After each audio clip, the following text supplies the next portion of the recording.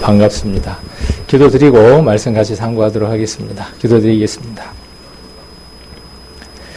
귀한 은혜를 우리에게 허락해 주심을 감사를 드립니다. 영원한 하나님 나라를 저에게 허락해 주시고 이 세상에 그 어떤 것하고도 바꿀 수 없는 큰 복을 저희들에게 허락하셔서 늘 큰 기쁨으로 즐거움으로 만족감으로 또 행복감으로 살아갈 수 있는 이 큰 복음을 허락해 주신 하나님께 이 시간 더욱 감사를 돌려드립니다. 우리가 세상에 속한 것으로 만족을 드리고 또 세상에 속한 것들로 은혜를 얻지 않았으므로 우리의 나머지 살아가는 모든 생애들도 하나님 우리에게 허락하시는 그 복들로 가득 채우며 살아갈 수 있도록 은혜 베풀어 주시기를 원합니다. 이 세상은 신기루 같고 또 한 줌 하늘에 떠 있는 구름 같기도 하고 또 허상 같아서 주면은 더 큰 것들을 주고 싶고 또 가지면 더 큰 것들을 가지고 싶어하는 세상 사람들의 그 마음들처럼 우리도 세상에 마음이 팔릴 때에 하나님의 것이 아닌 다른 것들로 채우려고 하는 사람들이 있는 것들을 봅니다. 우리가 이렇게 때를 따라 모일 때마다 우리들 마음 가운데에 무엇으로 채워야 하며 또 무엇으로 기뻐해야 하며 또 무엇을 위해서 살아가야 하는지를 다시 한 번 더 돌아볼 수 있는 시간들이 되게 하셔서 우리에게 주어지는 그 시간들 속에서 가장 값진 일, 가장 소중한 일, 또 하나님을 기쁘게 해드릴 수 있는 삶의 또 향기들이 나타날 수 있도록 은혜 베풀어 주시기를 원합니다. 오늘도 말씀을 상고할 때에 저희들 심령 안에 잘 알아들을 수 있는 또 마음들이 될 수 있도록 인도해 주셔서 전하는 자의 마음과 또 생각 안에 하나님께서 깨닫게 하시고 또 보시게 하시고 또 알게 하셨던 것들이 온전하게 전달될 수 있도록 인도해 주시고 듣는 우리 성도님들 심령들도 동일한 마음으로 또 더 큰 은혜 안에 귀한 시간들이 될 수 있도록 은혜 베풀어 주시기를 원합니다. 한 시간 함께해 주시고 또 이끌어 주시고 또 지켜 주실 것을 믿으면서 우리를 영원한 죄악 가운데서 건져 주신 고마우신 예수님 이름으로 기도드립니다. 아멘. 하나님의 아들들이라고 했을 때 욥기에 나와 있는 그 1장 6절과 2장 1절에 나와 있는 그 하나님의 아들들이 갖는 그 언어 속에 우리를 하나님의 아들이라고 하나님이 불러주신다는 것에 대해서 우리가 한번 교감하고 교제해보기 위해서 지난 1시간을 가졌습니다. 기억하시죠? 그래서 요 위에 부분은 그런 그 견해들이 있다 하는 것들을 잠깐 소개를 해드렸던 것이고, 뒤에 이제 마태복음 5장 1절부터는 제가 동의되고 제가 받아들여진 것들 속에서 우리를 하나님의 아들들이라고 부른다. 그래서 우리가 화평케 하는 자이므로 하나님 앞에 하나님의 아들들이라고 이렇게 불리울 수 있고, 우리를 부활의 자녀라고 부르고 우리를 영접하는 자라고 부르는데 하나님의 자녀라고 불리기도 한다. 그래서 우리가 곧 하나님의 아들들이다. 그 하나님의 아들들이 모이는 하늘 위에 모임도 있다. 우리 히브리서 지난번에 한번 이야기를 했었죠. 그래서 천만 천사와 하늘에 기록된 장자들의 총회, 또 교회, 이렇게 우리가 이해되어졌던 부분들도 한번 생각을 해볼 수 있다라고 말씀을 드렸습니다. 그래서 하나님의 아들, 자녀, 우리가 하나님의 자녀라는 사실이죠. 우리를 아버지 손에서 빼앗을 자가 있어요, 없어요? 왜 빼앗을 수가 없죠? 그 뭐라고 기록되어 있어요? 하나님이 우리를 하나님의 손에 이렇게 꽉 쥐었는데, 붙들었는데, 우리가 하나님의 것이 됐어요. 근데, 아무도 빼앗을 자가 없다 그랬어요. 왜 그렇게 말씀을 하셨을까요? 그 뒤에 답이 나오죠.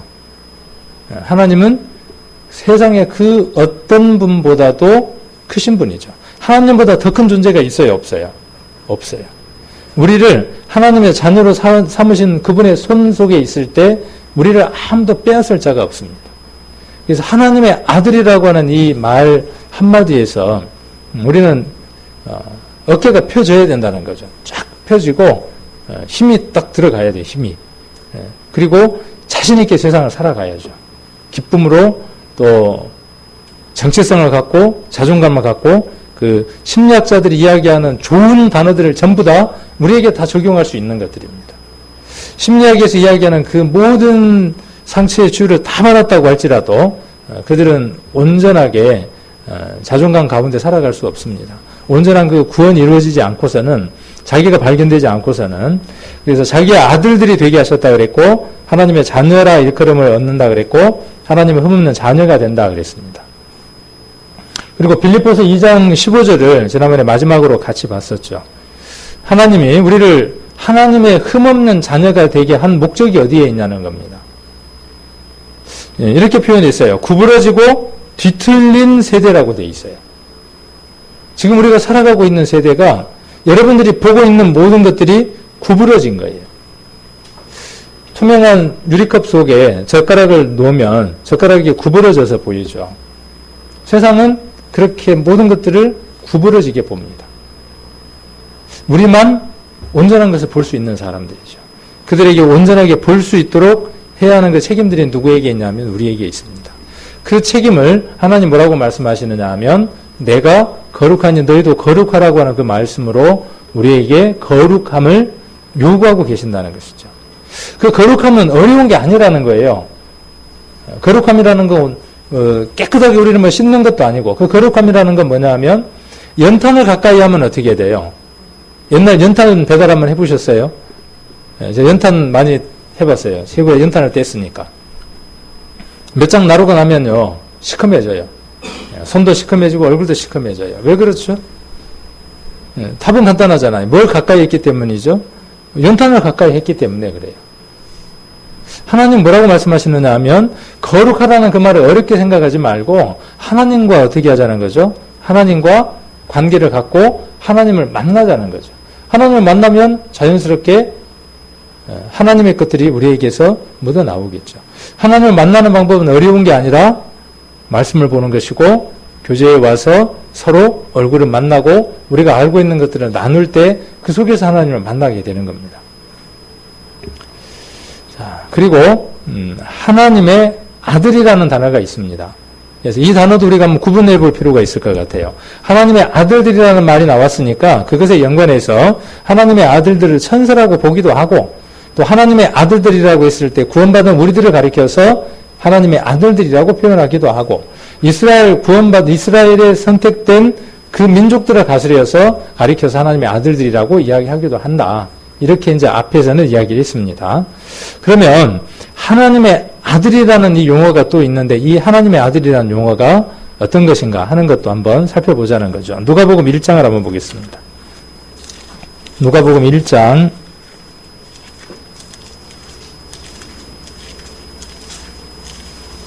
35절, 1장 35절, 누가복음 1장 35절. 지금부터는 그 예수님에 대한 이 명칭, 예수님을 일컫는 여러 단어들을 좀 살펴보려고 합니다. 예수님에 대한 이 형용사들, 표현되어져 있는 단어들을 좀 우리가 살펴보는 시간을 가져보려고 합니다. 35절, 천사가 대답하여 가로되 성령이 내게 임하시고 지극히 높으신 이의 능력이 너를 덮으시리니 이러므로 나실 바 거룩한 자는 하나님의 아들이라 일컬으리라. 여기 예수님이 태어날 것에 대해서 이야기를 하면서 그분은 거룩한 자다 그렇게 이야기를 했고, 하나님의 아들이라고 일컫는다라는 말이 무슨 말이죠? 불린다 그런 뜻이죠. 구약 이사야 7장 14절에 예언되어져 있는 그 예수님, 보라 처녀가 잉태하여 아들을 낳을 것이다 라고 이사야 7장 14절에 기록되어 있죠. 전도집회 때 우리가 너무나 많이 들었죠. 자, 그러면 그분은 누구냐 하면 하나님 자신이죠. 하나님 자신이 인간의 모습으로 오실 분, 형체가 없는, 육이 없는 그분이 육을 입을 분, 그 육을 입을 분이 누구라고 구약에 예언되어져 있는 거죠. 그리고 그분이 어떤 계보를 통해서, 어떤 족보를 통해서 누구의 계보로 어디에 태어날 것인가 하는 것이 구약의 주된 내용이죠. 그래서 신약의 첫머리는 뭘로 시작이 되느냐 하면 구약에 있는 그 계보대로 구약에 정해진 장소대로 그분이 오셨다는 거예요. 그분이 누구냐 하면 하나님 자신이지만 육이 있어서 육을 가지고 있을 텐데, 그러니까 하나님과 육을 가진 인성을 가진 그 예수님의 둘의 결합인데, 그 예수님을 사람들이 뭘로 부르느냐 하면 하나님의 아들이라고 이렇게 불리게 된다는 거죠. 자, 여기에서 우리가 맥을 잘 짚어야 되는 거예요. 무슨 얘기냐 하면 하나님의 아들이라는 말은, 그러면 하나님의 아들이 예수니까 그 예수님의 아버지가 하나님이다, 이런 개념이 아니다는 것이죠. 하나님은 아버지고 하나님에게 한 아들이 있는데, 외아들이 있는데 그 외아들을 우리를 위해서 십자가에 넘겨주셨다. 우리는 일반적으로 세상에서는 그렇게 이야기를 하고 있죠. 외아들이 있는데 그 외아들이 이 세상에 육신을 입고 와서 오신 분이 예수다. 그래서 그분이 하나님의 아들이다. 이렇게 개념을 정리를 하는 거죠. 그런데 성경은 그렇게 이야기하고 있지 않다는 것을 오늘 좀 이야기를 하려고 합니다. 우리가 전도집회 때 또 시간이 있을 때마다 자주 이야기하는 것이지만 그게 아니다는 얘기를 좀 하고 싶은 거예요. 그래서 아버지가 있고 그 아버지가 아들을 낳았다는 그런 개념이 아니다는 것을 좀 간단하게 살펴보면서 넘어가 보려고 합니다. 그래서 아들이라고 불린다는 겁니다. 아들이 아니고 아들이라고 이렇게 불릴 것이라는 거예요. 누구에게요? 사람들에게 그렇게 불릴 것이다라고 1장 35절에 기록되어 있고, 마태복음 16장 한번 보겠습니다. 마태복음 16장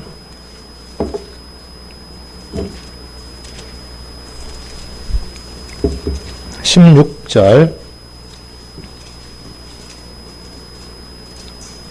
마태복음 16장 16절. 자, 시몬 베드로가 대답하여 가로되 주는 그리스도시요 살아계신 하나님의 아들이시니이다. 아들이라고 이렇게 불리울 것이다 라고 이야기를 했고, 베드로가 아들이다 이렇게 고백을 했는데, 그 앞에 기록되어 있는 단어들을 보면 살아계신이라고 기록되어 있습니다. 살아계신 하나님의 아들이라고 이렇게 표현되어져 있고, 또 그리스도라고 이렇게 되어져 있습니다. 이 당시에 성경이 예수님이 오셔서 이 천국나라에 대한 복음들을 말씀하실 그 시기에 유대인들의 이 신에 대한 개념은 어떤 것이었을까요? 하나님에 대한 개념들은, 유대인들은 유일신 사상을 갖고 있습니다. 유일신이라는 건 뭐냐 하면 신은 하나밖에 없다는 거예요. 그러니까 누구밖에 없다는 거죠? 하나님 한 분밖에 없다는 거예요. 그런데 하나님의 아들이라고 하는 이 관용적인 표현은 어떤 표현이냐 하면, 우리가 이해하는 개념하고 유대인들이 이해하는 이 단어의 개념이 전혀 다른 거예요. 우리가 생각할 때 하나님의 아들이다 그러면 아버지가 있고 아들이고 이런 개념이에요. 유전학적이고 그 생물학적인 그런 개념의 아버지와 아들. 우리 정현수 어르신에게 정현우 전도사님이 있는 것처럼, 그래서 아버지와 아들 이런 개념으로 이해를 한다는 거죠. 근데 유대인들은 그렇게 이해를 하지 않는다는 거예요. 하나님의 아들 이렇게 이야기를 하면 무엇으로 말하는 것과 동일하냐 하면 내가 곧 하나님이다라고 말하는 것과 동등하다는 겁니다. 무슨 얘기인지 이해가 되시죠? 그러니까 하나님 외에 다른 신이 존재할 수 없는데, 그들에게, 유대인들에게 하나님 외에 다른 신이 존재할 수 없는데, 그리고 그 하나님의 이름도 함부로 부를 수 없어서 아도나이라고 하는 그 말로, 그냥 주라고 하는 말로 바꿀 정도로 하나님을 그렇게 경외했던 사람들인데, 그들에게 한 사람이 나타나서, 그것도 목수의 아들로 태어나서 마국간에서 태어난 그 사람이, 모든 사람들이 다 아는 혈육으로 태어난 그 사람이 뭐라고 이야기하고 있는 거냐 하면, 내가 곧 하나님의 아들이라는 말이 그들에게 어떻게 들리느냐 하면, 내가 곧 누구라는 거예요. 내가 곧 하나님이다 이렇게 말하고 있는 거예요. 그래서 이런 표현들이 사복음서에 보면 곳곳에 기록되어 있습니다. 그러니까 하나님의 아들이라고 이야기했기 때문에 문제가 된 게 아니라, 이들에게 하나님의 아들이라는 말은 무슨 뜻이냐 하면 나와 하나님은 하나다라고 이야기하는 것이라는 거죠. 그러니까 이게서 뭐냐면 참남되다는 거예요. 자칭 뭐죠? 자칭? 자기가 뭐예요? 자칭 자기가 하나님이에요. 하나님의 아들이라는 말은 우리에게는 그렇게 들리지만 유대인들에게는 어떻게 들리는 것이다고요? 내가 곧 신이다. 내가 곧 하나님이다. 이렇게 말하는 것과 같은 의미라는 거죠. 그런데 그런 문화적인 것과 그런 배경 속에서 살아가는데 마태가 지금 뭐라고 이야기하고 있는 거죠? 나는 지금 저 사람을 뭘로 믿는다는 거예요? 저 사람을 하나님으로 믿는다는 거예요. 그러니까 이 고백은 그 당시에는 있을 수 없는 고백입니다. 이것은. 그 무리로부터 완전히 사장되어질 만큼의 큰 고백이죠. 근데 이 고백들이 예수님을 만났던 여러 사람들에게 있었던 걸 우리가 알 수 있죠. 마리아가 그랬고, 마르다가 그랬고, 이 똑같은 동일한 고백을 하죠. 왜요? 그에게서 무엇을 볼 수 있었기 때문에 그렇죠. 하나님과 같은 능력이 그에게 있었던 것을 볼 수 있었던 눈이 있었기 때문에 그렇죠. 자, 그래서 여기 보면 하나님을 자기 친 아버지라고 칭했는데 이렇게 하나님을 친 아버지라고 칭하는 것은 여기 예수께서 자기 스스로를 하나님과 같다고 주장했고 듣는 이 또한 하나님과 같다고 주장하는 것으로 이해했어요. 그렇게 받아들였어요. 그래서 자기를 하나님과 동등으로 삼았다 그랬어요. 요한복음 한번 찾아보겠습니다. 요한복음을 우리가 잘 읽어보면 예수님이 누구이신가에 대해서 잘 이해할 수 있습니다. 만일 요한복음이 없다면 예수님이 하나님이라는 사실이 드러날 수 없습니다. 요한복음이 있기 때문에 예수님이 하나님이라는 사실이 명확하게 증거되어지는 거죠. 요한복음 5장 18절.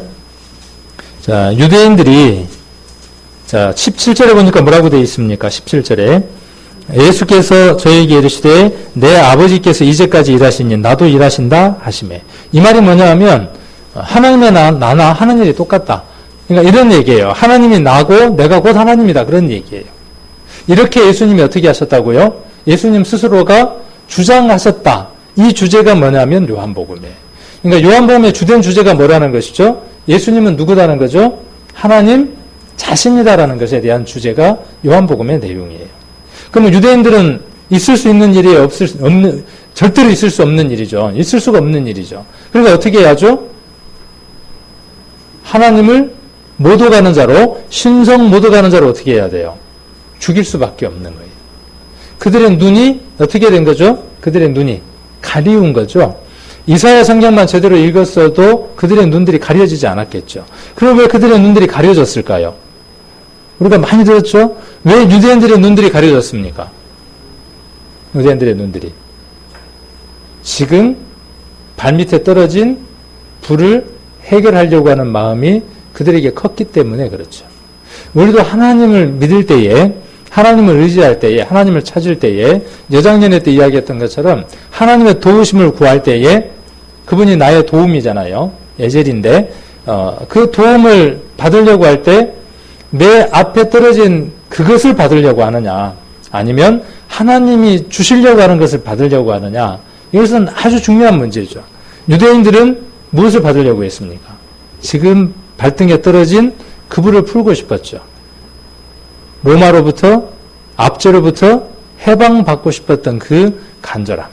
한 사람이 왔는데 보니까 아주 특별한 능력을 행한단 말이에요. 그리스도 같아, 메시아 같아, 구세주 같아. 그러니까 저 사람이 우리를 구약에 적혀져 있는 대로 철장을 가지고 와서 만국을 깨트려버릴 그 만왕의 왕이라고 생각을 했어요. 첫째, 만왕의 왕이 먼저 오시는 게 아니라 십자가에서 고난받을 그리스도가 먼저임에도 불구하고 그들은 그를 바라보지는 못했죠. 오히려 그 일에 동참하는 자들이 됐죠. 자, 그래서 18절에 기록되어 있는 것처럼 나도 일한다 그 말은 뭐냐 하면 동일되게 취급하는 거예요. 18절에 유대인들이 발등에 떨어진 그 문제를 해결하려고 하다 보니까 이렇게 하나님의 신실된 얘기를 함에도 불구하고 눈이 가려져서 못 보는 거죠. 우리도 똑같아요. 우리도 하나님을 믿고 하나님 안에서 살아갈 때에 우리가 해야 할 일들이 있고 우리가 하나님 안에서 이루어야 될 일들이 있음에도 불구하고 우선은 뭔 문제를 바라보게 되냐 하면 발등에 떨어진 문제를 먼저 보게 되더라는 거죠. 우선 먹고 사는 문제, 우선 입는 문제, 우선 뭔가 좀 늘어가는 문제, 우선 눈에 보이는 것들, 그게 허상인데 그게 만져질 것들이 아닌데 지금 만져지니까 만져질 거라고 생각하고 그것을 더 만지려고 하는 것. 유대인들과 별반 다를 바가 없죠. 18절에 보시면 자기를 하나님과 동등으로 삼음이라 이렇게 말씀하고 계시죠. 그래서 이 동등이라는 말이 뭔 말이냐 하면 여기 제가 영어를 기록해놨는데 자기 자신을 그 말이에요. making himself equal with God 이렇게 되어 있는데 그냥 몰라도 괜찮아요. 그냥 뭔 말이냐 하면 하나님을 자기 자신과 equal이라는 말이 뭔 줄 알죠?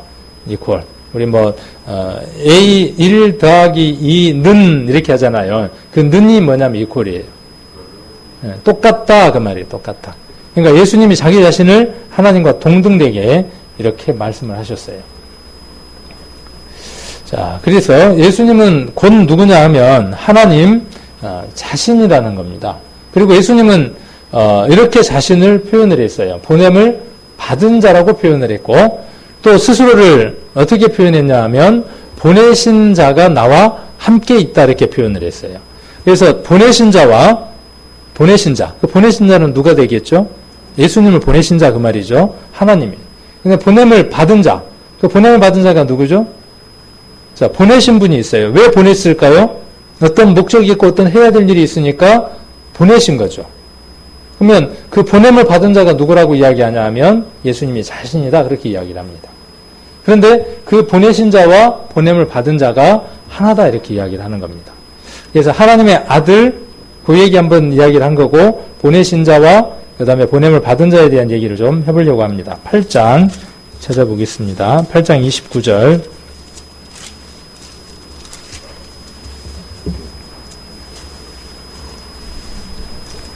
8장 29절입니다.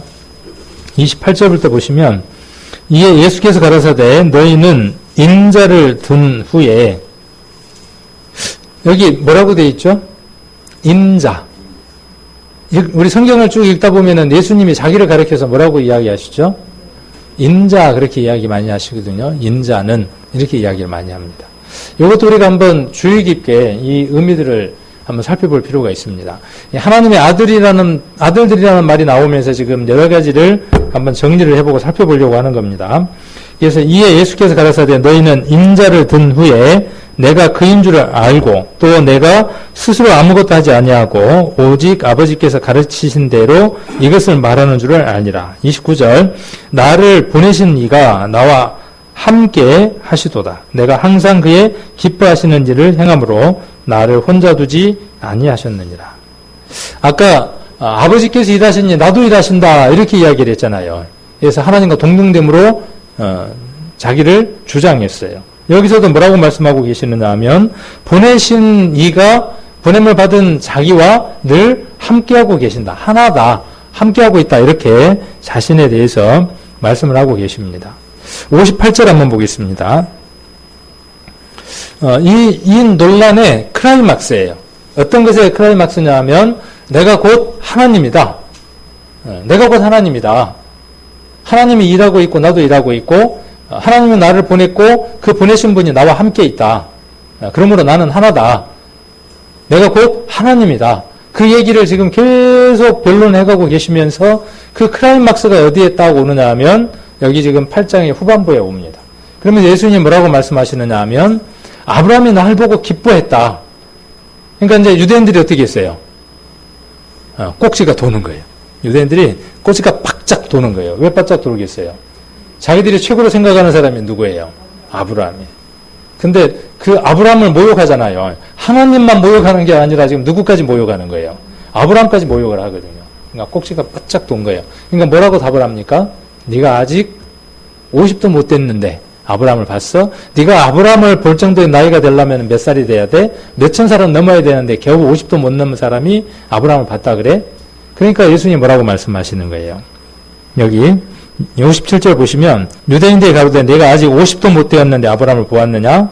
58절 예수님이 말씀하시는 이 대답을 잘 한번 들어보게요. 예수께서 가라사대 진실로 진실로 너희에게 이르노니 아브라함이 나기 전부터 내가 있느니라 하시니 저희가 돌을 들어 치려 하거늘 예수께서 숨어 성전에 나아가시니라. 피하셨죠. 여기 내가 있느니라 하는 이 말이 어떤 말과 동일한 말이냐면 출애굽기에 보면 모세에게 하나님이 나타나서 너희 백성을 애굽에서 인도해 내라 그렇게 이야기하니까 모세가 이렇게 이야기를 하죠. 그러면 당신을 내가 백성들에게 가서 어떻게 소개를 할까요? 뭐라고 소개를 할까요? 그렇게 소개를 해야 될 텐데 뭐라고 소개를 할까요? 지금 이 성경을 보면서 이 얘기를 들으면서 유대인들은 뭘 떠올리느냐 하면요. 그 사건을 떠올리는 겁니다. 모세를 떠올리는 겁니다. 그러니까 어때요? 화가 나니까요. 얼마나 참남된 말을 하는 거예요. 돌을 들어서 어떻게 하려고 하는 거예요? 그 자리에서 죽이려고 하는 겁니다. 자기들이 믿고 있는 모든 믿음이 어떻게 하는 거죠? 완전히 그러니까 예수님은 뭐라고 불렀겠어요? 이런 일 하나도 없는 거죠. 그렇죠? 이런 일 하나도 없는 겁니다. 근데 이 말이 곧 어떤 말이냐 하면 우리가 듣기에는 그냥 내가 있느니라인데 성경을 좀 더 깊이 이해해 보면 이 말은 어떤 뜻이냐 하면 그 출애굽기에 나와 있는 하나님만 하실 수 있는 단어예요. 내가 있었느니라가 아니라 내가 있느니라는 말은 뭐냐 하면 그때도 있고 지금도 있고 앞으로도 있을 것이라는 거예요. 그래서 출애굽기 3장에 기록되어 있는 이스라엘 민족에게 모세가 하나님을 소개할 때 했던 그 이름 나는 스스로 있는 자니라. 나는 스스로 있는 자니라는 말을 줄이면 이 말이 됩니다. 내가 있느니라는 말과 나는 스스로 있는 자니라 하는 그 말과 동일한 말입니다. 이 말은 누구만 할 수 있는 거예요? 하나님 자신만 할 수 있는 거예요. 하나님이 계획한 일이 있고 하나님만 이룰 수 있는 일이 있어요. 하나님만 이룰 수 있는 일이 있어요. 그 비밀한 계획을 이루시기 위해서 하나님이 육신의 몸을 입고 오셔서 그 일을 이루시는 거죠. 이걸 이렇게 표현하는 분도 있더라고요. 왜 그러면 예수님이 자꾸 하나님을 아버지라고 불러요? 아버지도 아닌데? 이렇게 이제 표현하는 분들이 있어요. 이제 그럴 때 우리가 이제 한번 생각해 볼 수 있는 것, 이런 부분들이 있어요. 어느 회사에, 큰 회사에 중요한 프로젝트가 하나 있어요. 근데 이 프로젝트는 반드시 이루어야 돼요. 회사에 사활이 걸렸어요. 근데 이 프로젝트를 풀라고 회장이 명령을 내렸어요. 근데 이 프로젝트는 누구도 풀 수 없어요. 회장만 해결할 수 있는 문제예요. 근데 이 문제를 해결 못하면 회사의 존망도 달렸고 회장의 이름도 먹칠을 당해요. 그러면 이걸 어떻게 하면 해결할 수 있겠어요? 이 문제를 해결할 수 있는 방법이 어떤 방법이 있냐 하면은 회장이 회장 자리를 잠깐 내려놓고 그대로 두고 어떻게 하느냐 하면 다른 직함을 하나 달아요. 다른 직함을 하나 달고 그 일을 처리를 해서 보고서를 올려요. 보고서 올릴 때 어떻게 보고서 올려야 하죠? 자기 그 회장 이름으로 보고서를 올릴 수는 없잖아요. 올릴 때 어떤 보고서를 올려야죠? 그 사람의 직함이 부장이라면 부장 누구누구가 이 업무를 처리를 해서 보고합니다. 이렇게 돼야 될 거 아니에요. 그러니까 자기가 자기에게 지금 뭐 하는 거죠? 자기가 자기에게 보고서를 올리는데 어떻게 보고서를 올려야 돼요? 회장님 하고 이렇게 보고서를 올려야죠. 그 아버지라는 말의 의미와 아들이라는 말의 의미가 그런 말의 의미입니다. 회장님이 만 해결할 수 있는 그 문제를 회장님이 해결하시기 위해서 자기 자리를 두고 인간의 모습으로 오셔서 해결하고 뭐라고 말씀하시는 거냐면 보고하는 그 보고 대상에게 아버지라고 이야기를 하는 겁니다. 그래서 이런 관계들을 조금 이해를 하면 우리가 많은 오해들을 좀 풀 수 있죠. 그래서 하나님은 누구를 보내신 겁니까? 예수님을 보내신 거죠. 말이 참 어렵죠. 하나님 자신이 오신 건데 보냈다고 표현을 하는 겁니다. 그 문제를 해결해야 되니까. 그래서 그 문제를 해결하려면 피 외에는 없죠. 세상 모든 사람의 죄를 해결하는 것이 하나님의 가장 큰 일이 되어졌죠. 그래서 하나님이 일하시니까 내가 일한다라는 그 말의 의미는 그 동일한 의미예요. 하나님이 죄를 구속하시는 그 일을 위해서 계획하셨고 그 일을 하시기 위해서 예수님이 오셨어요. 실행하시기 위해서. 그래서 그 일을 이루시는 거죠. 그래서 이 보내신 자 여기 17장 한번 찾아보겠습니다. 이왕 찾았으니까 8장 아까 58절도 봤죠. 그 다음에 10장을 먼저 한번 보겠습니다. 10장 30절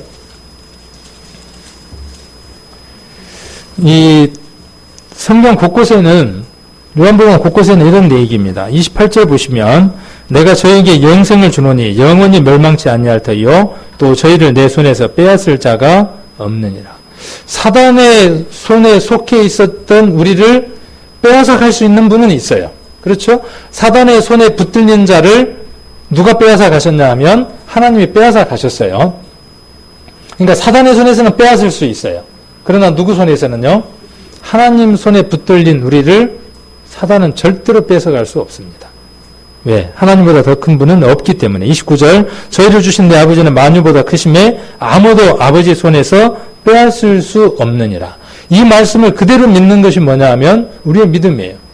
이것이 하나님 나라에 갈 수 있는 능력이 되는 거죠. 그러면서 30절에 나와 아버지는 하나이니라 하신대. 31절 유대인 반응이 똑같죠? 다시 돌을 들어 어떻게 하려고 해요? 참남된 일이 있을 때 돌을 들어서 죽이는 거예요. 스데반이 돌에 맞아 죽었죠. 그런 모든 일들이 있을 때 유대인들이 했던 모습들을 보면 그들의 어떤 사상들이 어떤 것이었는가 하는 것들을 좀 더 이해를 해볼 수 있죠. 12장도 한번 보겠습니다. 12장 44절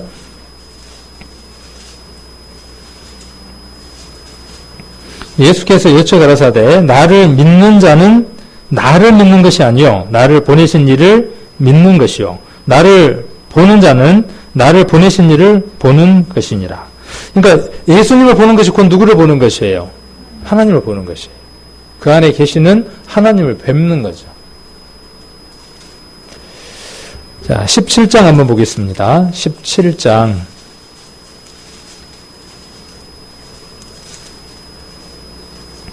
너무나 잘 아시는 말씀이죠. 17장 3절. 영생은 곧 유일하신 참 하나님과 그의 보내신 자 예수 그리스도를 아는 것입니다. 보내신 분이 있고 보냄을 입은 자가 있죠.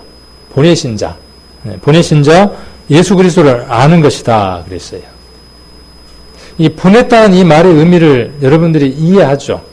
우리는 전도집회 때 그분이 어떤 보냄을 받아서 십자가에서 어떤 일을 하셨는가를 우리는 잘 압니다. 그리고 그 일이 누가 이루신 것이냐 하면 하나님의 외아들이 이루신 것이 아니라 피를 흘릴 수 없는 그 하나님이 육신을 입고 이 세상에 오셔서 이루신 일이에요. 이 내용을 잘 풀어놓은 성경이 어디죠? 제가 지금 말씀드린 이 내용을 잘 함축해서 풀어놓은 성경이 어디예요? 히브리서 9장부터의 내용들이에요. 그리고 10장에서 두루마리 책에 나를 가리켜 기록한 것 같이. 그래서 나를 위해서 한 몸을 준비했다고 하는 그 말씀이 제가 이 말씀을 드리는 것에 대한 배경이 되어지는 겁니다. 그래서 영생은 그의 보내신 자 예수 그리스도를 아는 것이 영생이다라고 이야기를 하고 있습니다. 그래서 보낸 자라는 말도 우리가 잘 보내신 자라는 말도 잘 이해를 한번 해볼 필요가 있겠죠. 아까 또 인자라는 말이 나왔습니다.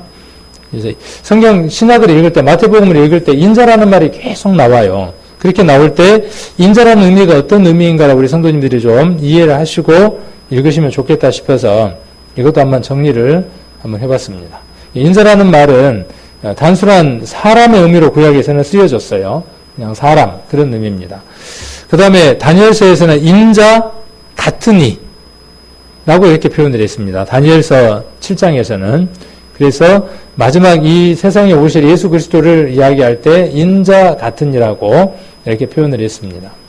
그리고 선지자를 부를 때 인자라고 표현을 했고 그 다음에 복음서에서는 인자라는 말은 누구를 지칭할 때만 이야기를 했냐 하면 예수님을 이야기할 때 인자라고 이야기를 했어요. 그래서 인자 한문으로 어떻게 쓸까요? 어질인자에 사람인자? 사람인자에 아들 자자. 그러니까 뭐가 되죠? 사람의 아들. 그래서 이제 그거 한번 정리해 보려고 이야기를 하는 거예요. 그래서 인자라는 명칭은 예수님에게만 이렇게 적용이 됐습니다. 그래서 복음서에 나타난 인자에 대한 의미들 한번 살펴보면 인자라는 말 안에 이런 의미들이 포함되어 있는 겁니다. 인자는 죄를 사하는 권세가 있어요. 인자라는 말 안에 그 인자라는 의미 안에 죄를 사할 수 있는 권세가 있다는 거예요. 모든 병들을 낫게 해주시며 예수님 뭐라고 말씀하시느냐 하면 내 죄 사함을 받았다 그랬어요. 병을 낫게 해주고 꼭 뭐라고 말씀하시느냐 하면 네 죄 사함을 받았다는 거예요. 그렇게 이야기할 때마다 유대인들이 뭐라 그래요? 저가 누구길래 죄를 사하는 권세를 가졌냐? 이렇게 이야기를 하셨죠. 그럴 때마다 예수님 뭐라고 말씀하셨냐 하면, 시간이 없으니까 그냥 이야기 해드리는 겁니다. 한번 이건 제가 홈페이지에 올려놓을게요, 밴드에. 그래서 마가복음 2장 10절에는 인자는 죄를 사하는 권세가 있다. 예수님 이렇게 말씀하셨어요. 그 다음 마가복음 2장 27절에는 예수님은 안식일의 주인이래요. 안식일의 주인. 근데 다른 성경에 보면 안식일에도 주인이다 이렇게 돼 있어요. 그러니까 안식일의 주인이기도 하고 모든 것의 주인인데, 모든 것의 주인인데 예수님은 또 무엇에도 주인이냐 하면 안식일에도 주인이에요. 그러니까 참 안식이 이루어지려면 안식일을 잘 지켜야 안식이 이루어지는 게 아니라, 안식일의 주인 되신 분이 우리 안에 오시게 되면 그때부터 무엇이 이루어지느냐 하면 참 안식 가운데 이루어지게 됩니다. 그래서 안식일을 지키는 것은 주일날 교회 잘 나온다고 지키는 게 아니죠. 그러면 주일날 교회 나오지 말라는 말이냐? 또 그 말은 아니에요. 그렇게 받아들이면 안 되죠. 그래서 이 안식일이라는 것은 안식일의 주인 된 분이 오셔서 우리를 주장할 때 그때 참 안식이 이루어집니다. 그리고 인자는 씨를 뿌리는 자로 표현되어져 있고, 잃은 자를 구원하는 분으로 이렇게 표현되어 있고, 그 다음에 인류를 구원하기 위해 고난 받으실 분으로 인자를 표현해 있습니다. 그리고 대제사장과 서기관들, 유대인들에 의해서 목숨을 잃을 자로 그렇게 표현되어 있고, 또 섬기고 자기 목숨을 주기 위해서 오신 분으로, 그리고 죄인의 손에 팔릴 분으로, 그리고 사흘 동안 땅에 있다가 그리고 다시 살아나실 것이다. 이 특별한 메시지를 기억하기 위해서 어떤 단어가 따라다닌다고요? 그러니까 간단해요. 인자라는 말을 할 때 그 뒤에 항상 어떤 것들이 따라다닌다고요? 이런 것들이 함께 따라다닌다고요. 인자라는 말에는. 그러니까 그 인자라는 말은 우리에게 꼭 필요한 말들이죠. 예수님이 자기 자신을 인자라고 표현하는 그 단어 속에는 그것이 우리에게 절대적으로 필요하기 때문에 이 말씀을 하고 계시는 거죠. 그리고 더 중요한 것은 이것이죠.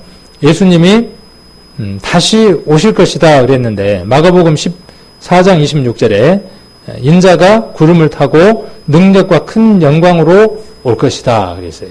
그러니까 이 인자라는 말은 어떤 말하고 또 연관이 되죠? 인자라는 말을 하실 때 예수님 꼭 어떤 것과 연관지어서 다시 오시는 재림과 휴거와.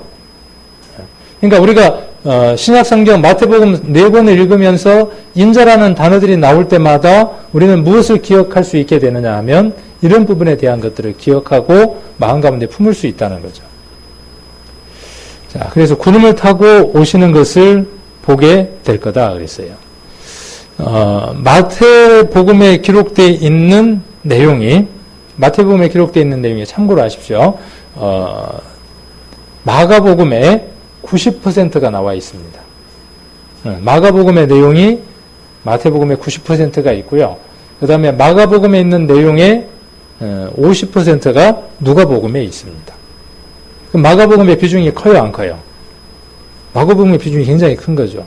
마가복음에 기록되어 있는 많은 내용들이 마태복음의 90%가 들어가 있는 거예요.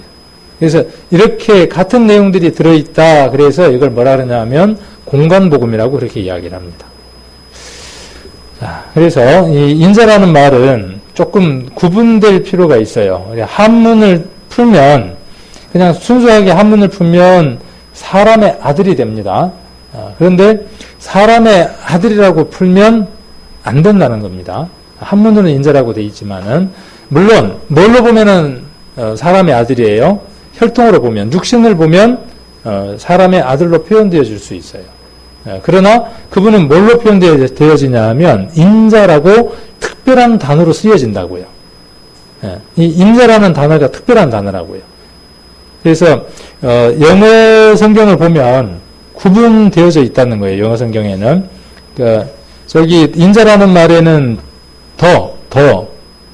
TH라는 게 들어있고, 그 다음에 사람의 아들은 그냥 우리가 이야기하는 그 사람의 아들은 A, The Son of Man 이렇게 돼 있고, 그 예수님이 재림과 그 다음에 죽으심과 부활과 여러 가지를 이야기할 때 자기 자신을 인자라고 표현을 할 때 그 인자는 어떤 말이냐 하면 전혀 구분되어지는, 그 사람의 아들이라고 하는 말과 구분되어지는 특별한 단어로 이렇게 쓰이고 있다는 겁니다. 그래서 우리가 성경을 읽을 때 그 인자라는 말을 사람의 아들이라고 하는 그 용어로 정의를 내리지 마시고 이 단어는 아주 독특한 단어라는 거예요.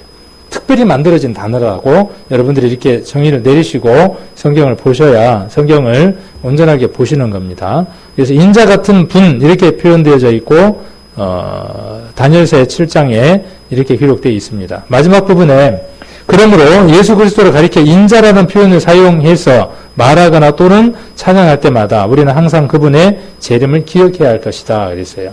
그래서 성경을 보시면서 인자라는 말이 많이 나오거든.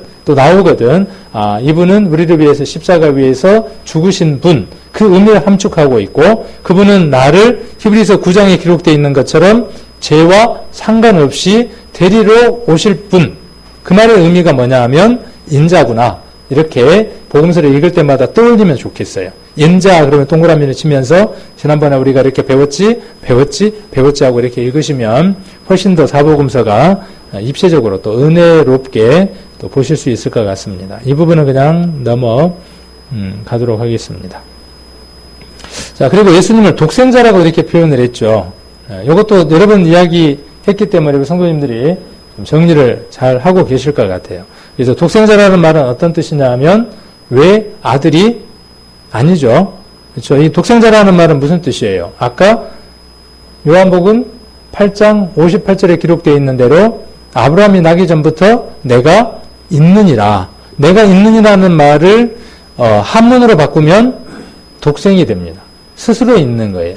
이 독생이라는 말은 무슨 뜻이냐면 스스로 있는 분이다 그 말이에요.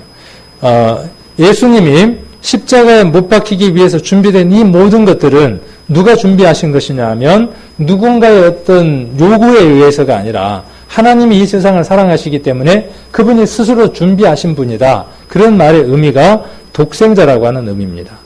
아들이 하나 있는데 아들이 대신 죽었다. 이것과 하나님이 천지를 창조하신 그 하나님이 우리를 위해서 육신을 입고 오셔서 이 세상에 피 흘리셨다. 이것은요. 전혀 차원이 다른 문제입니다.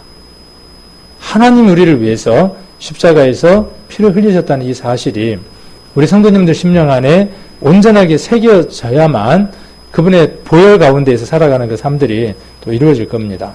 그래서 이 나았다라는 말을 우리가 좀 오해하는데 이것도 좀 오해를 풀어야 될 필요가 있을 것 같아요. 나았다. 이 나았다는 말을 성경에 여러 곳에 나오는데 이것도 한번 잠깐 살펴보도록 하겠습니다. 사도행전 한번 보겠습니다. 사도행전 13장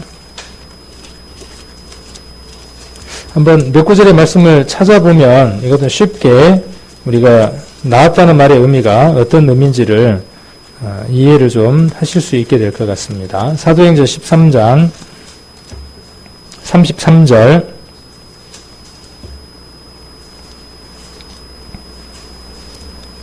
사도행전 13장 33절 곧 하나님이 예수를 일으키사 우리 자녀들에게 이 약속을 이루게 하셨다 함이라. 시편 둘째 편에 기록한 바와 같이 너는 내 아들이라 오늘날 너를 낳았다 하셨고 여기 오늘날 너를 낳았다라고 말씀하셨죠. 여기 어디에 기록되어 있다고요? 이렇게 낳았다 그랬으니까 뭔 생각이 들어요? 아, 하나님의 아버지인가 보다. 이렇게 낳았는가 보다. 이렇게 이제 이해를 한다는 거죠. 시편 둘째 편이 어디냐 하면 여기 잡으시고 시편 27편을 한번 보겠습니다. 시편 27편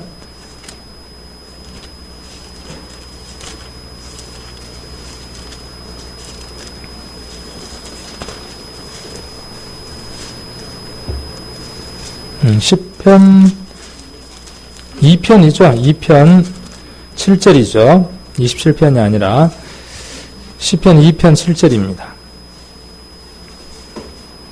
자, 내가 영을 전하노라. 여호와께서 내게 이르시되 너는 내 아들이라 오늘날 내가 너를 낳았도다. 이렇게 말씀하셨죠. 9절에 내가 철장으로 저희를 깨트리며 질그릇같이 부수리라 하셨도다. 그래서 이 아들을 낳았다 이렇게 이제 표현하고 있으니까 이 낳았다라는 말이 아버지고 아들이고 이렇게 생각을 하게 된다는 거죠. 자, 그러면 야고보서를 한번 보겠습니다. 이 말을 조금 이해하기 위해서 야고보서를 한번 보겠습니다.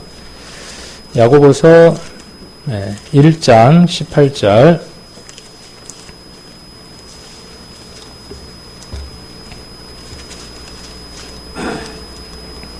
야고보서 1장 18절. 같이 한번 읽겠습니다. 야고보서 1장 18절. 그가 그 조물 중에 우리로 한 천 열매가 되게 하시려고 자기의 뜻을 쫓아 진리의 말씀으로 우리를 낳으셨느니라. 그러면 이 낳았다는 말이 어떤 의미가 되죠? 여기서 낳았다는 말의 의미가 오늘날 너를 낳았다 하는 그 말의 의미와 여기서 말씀을 우리를 낳았다 하는 그 말의 의미를 함께 한번 살펴보려고 하는 겁니다. 이 말은 뭐냐면 약속대로 그 약속대로 관계를 갖게 됐다 그런 뜻이에요. 이 말의 의미가. 그래서 진리의 말씀을 우리를 낳았다 그 말은 뭐냐 하면 성경에 나와 있는 그 진리의 말씀들을 듣고 우리가 그것에 관계를 갖고 그분을 우리의 그 삶의 주인으로 영접해 드릴 때, 받아들일 때, 모셔드릴 때 우리가 어떤 상태가 되느냐 하면 탄생이 되는 거죠. 태어나게 되는 거죠.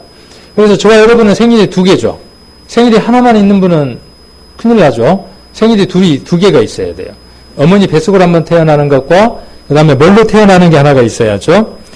진리의 말씀으로 태어나는 일이 있어야죠. 그러면 성경 말씀이 10달 동안 우리를 담고 있다가 나왔다 그런 말의 의미예요. 그런 의미가 아닌 것을 우리가 이 나왔다는 단어를 통해서 우리가 쉽게 알게 되죠. 그래서 나왔다는 말의 의미는 뭐냐 하면 그 약속에 준하는 것을 통과하고 이루었을 때 관계가 맺어진다는 의미를 갖는 겁니다.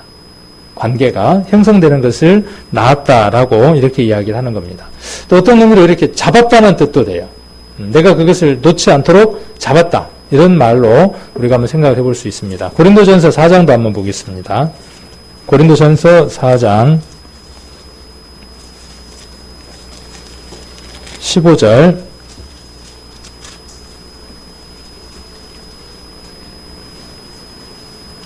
여기는 이렇게 이야기를 하고 있죠. 그리스도 안에서 1만 스승이 있으되, 고린도전서 4장 5절입니다. 15절. 그리스도 안에 1만 스승이 있으되 아비는 많지 아니하니 그리스도 예수 안에서 복음으로써 내가 너희를 낳았음이니라. 그러면 고린도 교회 모든 성도들은 바울의 아들들이겠네요. 낳았으니까. 이제 그런 의미가 아닌 거죠. 이 낳았다고 하는 단어의 의미를 우리가 그동안에 엄마가 아들을 낳고 하는 병아리가 이 달걀을 낳는 그런 관계의 의미로 이 낳는다는 말의 의미를 갖고 있어서는 안 된다는 거죠. 이 말의 의미는. 자, 그 다음, 이 빌레몬서를 보면 바울이 어떤 표현을 하느냐 하면 갇힌 자 중에서 낳은 아들 오네시모라고 이렇게 표현합니다. 그러니까 감옥에서 아들을 낳았어. 어떻게, 남자가 감옥에서 애를 낳냐고. 그 감옥에서 난 아들이 누구냐 하면 오네시모라고 이렇게 이야기를 하고 있거든요. 그래서 낳았다는 말의 의미는 뭐냐 하면 관계를 갖게 했다는 거예요. 그리고 이 낳았다는 말의 의미는 어떤 의미냐 하면 약속을 기업으로 받을 수 있는 관계가 형성되어졌다라는 말의 의미가 낳았다는 말의 그런 의미를 갖고 있습니다. 그래서 영어 성경에 보면 마태복음을 보면 마태복음 1장 한번 볼까요? 마태복음 1장 1절을 보시면 아브라함과 다윗의 자손 예수 그리스도의 세계라. 2장 1절에 보면 아브라함이 이삭을 낳고 그랬어요. 이 낳았다라는 말의 의미가 아까 우리가 봤던 그 말씀과 같은 뜻입니다. 아브라함과 이삭은 하나님께서 허락하신 아주 특별한 관계로 맺어져 있어요. 아브라함이 이삭을 드렸죠. 창세기 22장에서 드렸습니다. 보면. 근데 히브리서에서는 이것을 어떻게 표현하고 있느냐 하면 아브라함은 믿음으로 독자 이삭을 바쳤다 그랬어요. 아브라함에게 아들이 하나만 있었습니까? 아니에요. 이삭이 있었을 당시 아브라함에게는 이미 이스마엘이라고 하는 또 다른 아들이 있었습니다. 이 독자라는 말의 의미, 구약에서 독자라는 말의 의미는 뭐냐면 유일한 것, 하나밖에 없는 것, 이런 의미를 갖고 있죠. 그래서 이 독자라는 그런 의미도 한번 이 부분을 통해서 한번 생각을 해보면 좋겠고요. 그래서 이삭을 낳고라는 말의 의미가 어떤 의미냐면 그런 의미죠. 관계, 하나님의 약속을 통해서 태어난 자녀는 이렇게 한번 생각을 해볼 수 있습니다. 그러면 우리도 그렇게 낳은 자녀죠. 그렇죠. 우리의 믿음의 조상들이 우리를 믿음으로써 우리를 어떻게 했느냐 하면 낳았어요. 그러면 우리도 우리 다음의 사람들 어떻게 해야 할 책임이 있죠. 말씀으로써 새로운 사람들을 배불러 갖고 있다가, 그렇죠. 표현을 해보면 배불러 있는 한 생명을 우리가 태어나게 하기 위해서 배불러 있다가 말씀으로써 새로운 생명을 낳게 해야죠.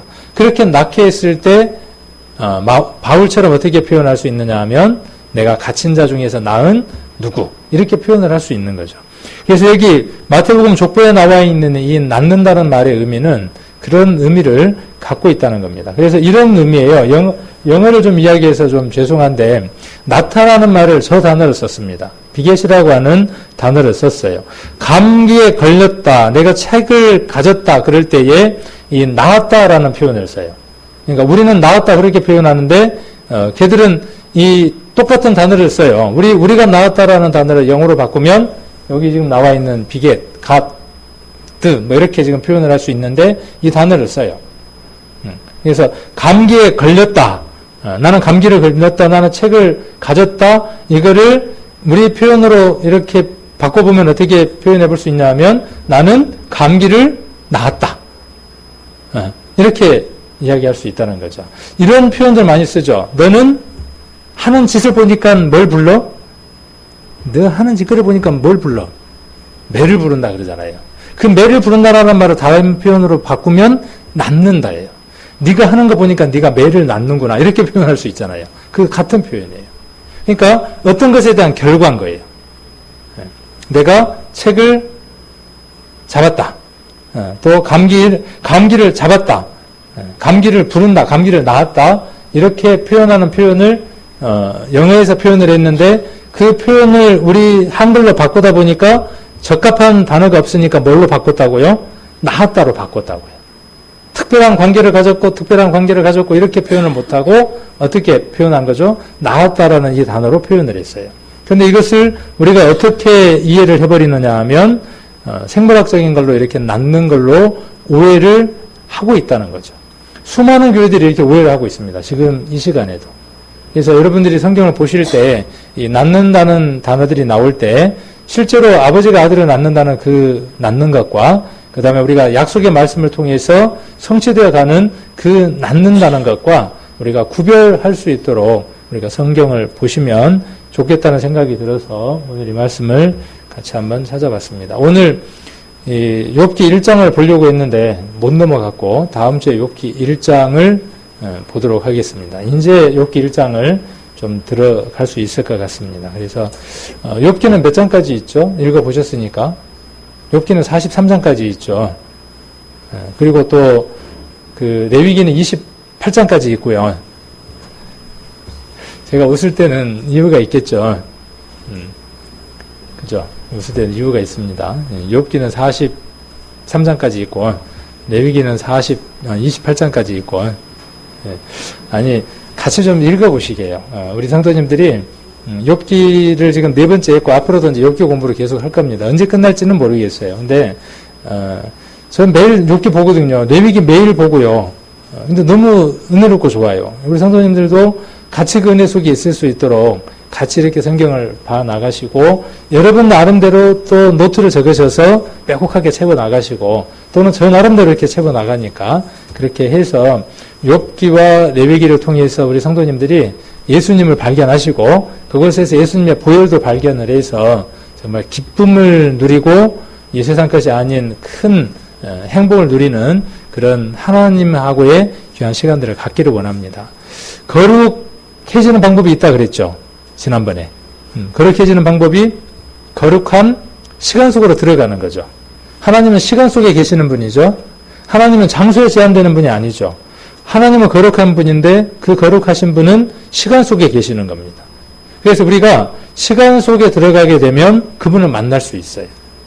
우리가 시간을 내서 성경 말씀을 보고 그 속에서 젖어져 가고 그것들로 하나님의 세계 시간 속에 들어가게 되면 그 거룩함 속에서 만족을 갖는 시간들이 있게 될 겁니다.